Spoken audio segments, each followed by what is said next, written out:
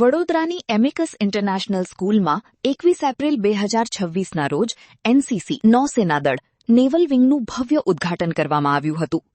આ પ્રસંગે બે ગુજરાત નૌસેના યુનિટ એનસીસી વડોદરાના કમાન્ડિંગ ઓફિસર કેપ્ટન દીપક બહુગુણા દ્વારા ફાઉન્ડેશન સ્ટોનનું અનાવરણ કરવામાં આવ્યું હતું. ઓરિએન્ટેશન સત્ર દરમિયાન કેપ્ટન બહુગુણાએ વિદ્યાર્થીઓ અને વાલીઓને એનસીસીમાં જોડાઈને સર્વાંગી વિકાસ અને ઉજ્જવળ ભવિષ્ય માટે પ્રેરણા આપી હતી. NCC is a great initiative.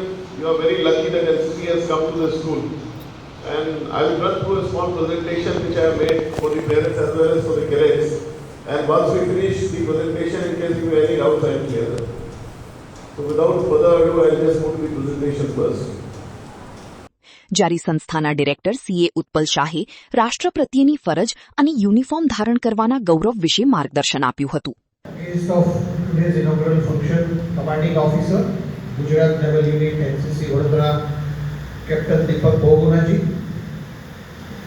principals, coordinators, staff, parents and dear students.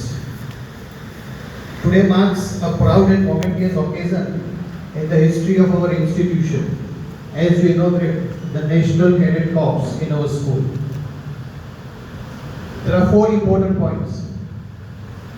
The first one, this is not merely an activity, but it is the beginning of a journey that shapes discipline, leadership and deep sense of service.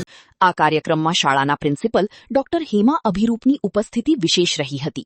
તેમના માર્ગદર્શન અને પ્રોત્સાહનથી સમગ્ર કાર્યક્રમ વધુ પ્રેરણાદાયી બન્યો હતો. આ કાર્યક્રમમાં ઉપસ્થિત તમામ વાલીઓનો આભાર વ્યક્ત કરવામાં આવ્યો હતો, જેમણે વિદ્યાર્થીઓની રાષ્ટ્ર સેવા અને ઉત્તમતા તરફ આગળ વધવા માટે પ્રોત્સાહન આપ્યું હતું.